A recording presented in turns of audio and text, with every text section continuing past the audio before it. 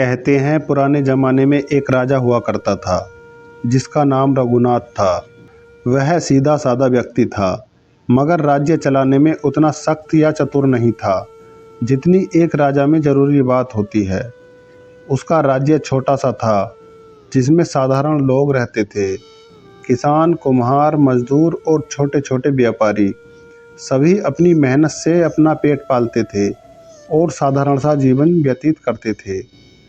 राजा रघुनाथ सभी को खुश रखने का प्रयास करता, मगर वह न तो नियम ठीक से लागू कर पाता और न ही गलत करने वालों को सजा दे पाता था। जो ताकतवर होते वे गरीबों को दबाने लगे, जो लुटेरे होते वे राह चलते लोगों का माल छीनने लगे, मगर राजा बस बैठा देखता रहता। राज्य में नियम नाम की चीज़ बस नाम भर रह गई थी।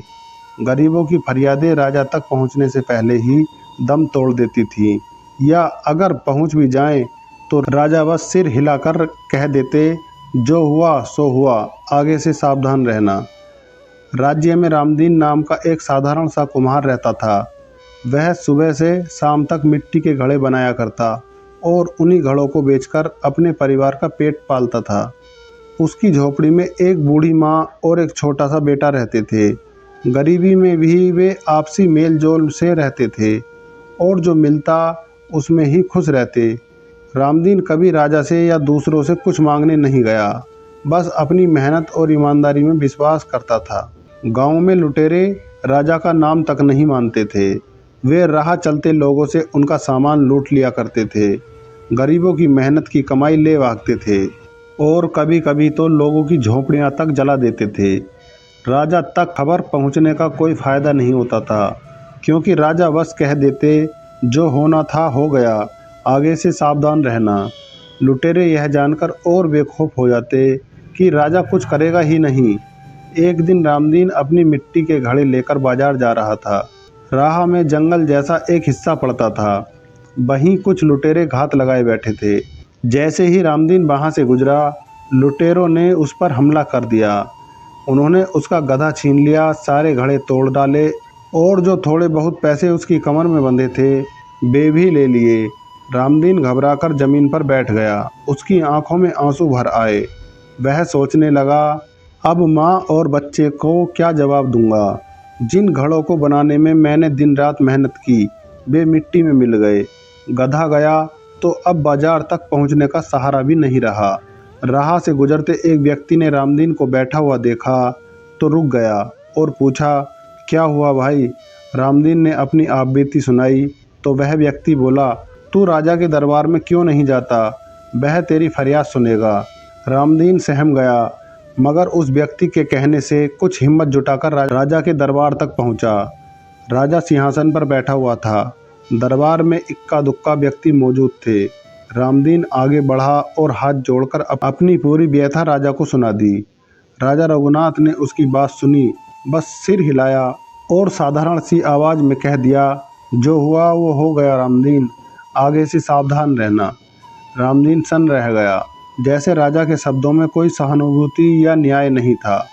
उसकी आंखें भर आईं, मगर वह चुपचाप लौट गया। दरबार में बैठा एक व्यक्ति भी यह देखकर हैरान रह गया कि राजा का जवाब ऐसा है। रामदीन सिर झुकाए महल से लौट गया और सीधा अपनी झोपड़ी पहुंचा। रामदीन जैसे ही अपनी झोपड़ी पहुंचा, उसकी बूढ़ी माँ दौड़ी आई और पूछा, क्या हुआ बेटा, राजा ने कुछ कहा क्या। रामदीन चुपचाप बैठ गया और आंसू पोंछते हुए बोला, माँ, राजा ने बस कह दिया कि आगे से सावधान रहना। न कोई न्याय मिला, न मेरा गधा या सामान लौटाने का आदेश हुआ। माँ का चेहरा उतर गया। वह रामदीन का सिर सहलाने लगी और धीरे से बोली, बेटा, जिस राजा के राज्य में गरीब की फरियाद न सुनी जाए वहाँ गरीबी तो रहेगी। रामदीन का छोटा बेटा यह सब देख रहा था, मगर वह कुछ बोल नहीं सका। उस रात रामदीन का परिवार भूखा ही सो गया। गधा और घड़े तो चले ही गए थे, साथ ही आगे कमाने का सहारा भी खत्म हो गया था। रामदीन अगले दिन से दूसरों के खेतों में मजदूरी करने लगा।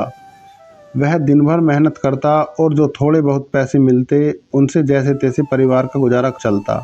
समय बीतने लगा, मगर राजा रघुनाथ के राज्य में लुटेरों का आतंक कम होने का नाम नहीं ले रहा था। गरीबों का शोषण और बढ़ने लगा। ताकतवर लोग और ताकतवर होते गए और राजा बस बैठा हुआ तमाशा देखता रहता। राजा का नाम तो राजा था, मगर उस नाम में न तो दम था और न न्याय का अर्थ। गांव में जो कभी शांति और भाईचारे का स्थान हुआ करता था, वह अब सहम गया था। लोग शाम होते ही अपने अपने दरवाजे बंद कर लेते थे। गरीबों में डर बैठ गया था कि अगर राजा से न्याय नहीं मिलेगा तो वे किसके सहारे जिएंगे। रामदीन जैसे साधारण लोग बस भाग्य और ऊपर वाले के सहारे जीवन गुजारने लगे थे। समय बीतता गया और राज्य में लुटेरों का आतंक और बढ़ने लगा। राजा रघुनाथ महल में बैठा बस खबरें सुना करता, मगर कभी सख्त कदम नहीं उठाया था। उसकी सत्ता में ताकत कम हो चुकी थी और राज्य में हर जगह अव्यवस्था फैलने लगी थी। जो गरीब थे वे बस सहने लगे थे और जो ताकतवर थे वे राजा के नाम तक को गंभीरता से नहीं लेते थे। एक दिन राजा का अपना छोटा भाई शिकार से लौट रहा था। तभी लुटेरों का एक दल उस पर टूट पड़ा। वे राजा के भाई का घोड़ा ले गए, उसके साथियों को घायल कर दिया और राजा के भाई को जंगल में छोड़कर भाग गए। राजा का भाई जैसे तैसे घायल हालत में महल लौट सका, मगर तब तक उसकी जान बचाने का कोई उपाय नहीं रहा। राजा रघुनाथ यह देखकर स्तब्ध रह गया। उसकी आंखों में आंसू भर आए, सीने में क्रोध और पछतावा दोनों उठने लगे।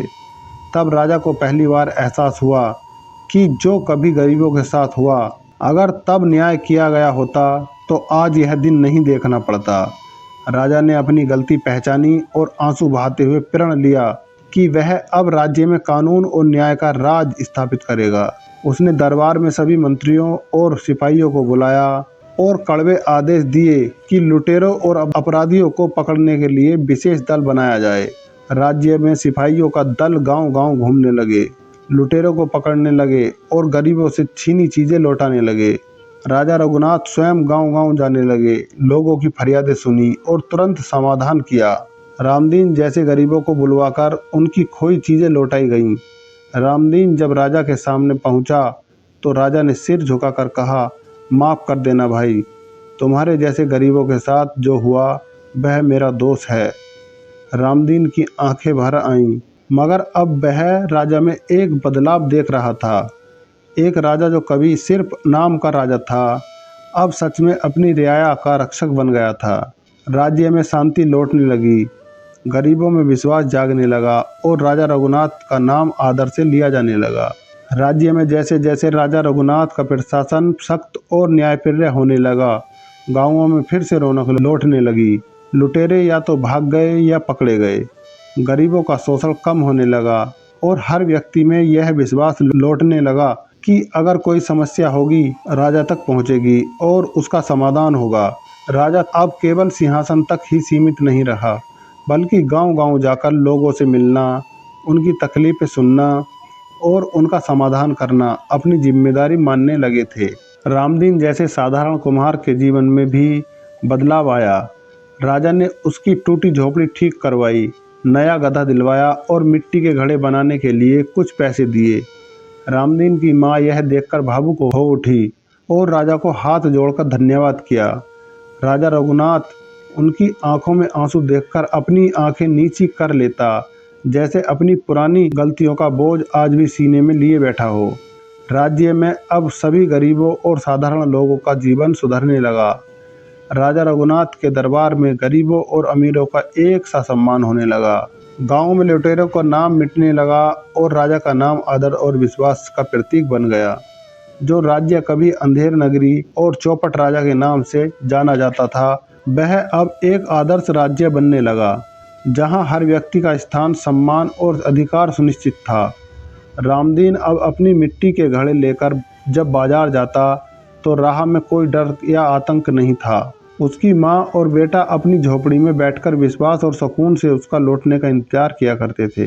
राजा रघुनाथ का नाम अब लोगों में भय नहीं बल्कि श्रद्धा और विश्वास जगाने लगा।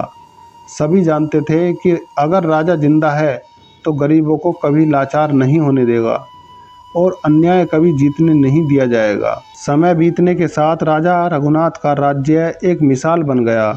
जो राज्य कभी अंधेर नगरी और चौपट राजा के नाम से जाना जाता था, अब धर्म और न्याय का राज्य कहलाने लगा। राजा रघुनाथ अपनी रियाया का जैसे एक पिता की तरह ख्याल रखने लगे। गांव-गांव में स्कूल खोले गए, गरीब बच्चों को पढ़ाने और सीखने का मौका मिला। लुटेरों और डकैतों का नाम मिट गया और किसानों और मजदूरों को अपनी मेहनत का उचित फल मिलने लगा। रामदीन अब बूढ़ा हो गया था, मगर उसकी आंखों में चमक लौट आई थी। वह अपनी झोपड़ी के दरवाजे में बैठकर अपने छोटे पोते को मिट्टी के घड़े बनाने का हुनर सिखाता हुआ राजा रघुनाथ को याद किया करता और कहता, जो राजा दूसरों का दुख कभी नहीं समझता था, वही राजा आज दूसरों का सहारा है। बस एक झटका लगे तो राजा भी बदल सकता है। समय का पहिया घूमता रहा और राजा रघुनाथ का नाम इतिहास में दर्ज हो गया। एक ऐसा राजा जो कभी अपनी लापरवाही और कमजोरी के लिए जाना जाता था, मगर जो अपनी गलतियों से सीखकर न्याय और धर्म का रक्षक बन गया। अब राज्य में गरीब और अमीर दोनों चैन से रहते हैं। भाईचारा फलने फूलने लगा और हर व्यक्ति में यह विश्वास जग गया कि अगर राजा नेक दिल और जिम्मेदार हो तो राज्य कभी चौपट नहीं हो सकता। रामदीन जैसे साधारण व्यक्ति अब गर्व से दूसरों से कहते हैं, हमारे राज्य में राजा है तो धर्म है, धर्म है तो न्याय है, न्याय है तो शांति है। और इसी सीख के साथ राजा रघुनाथ और उनकी रियाया सदा सुख चैन से रहते रहे।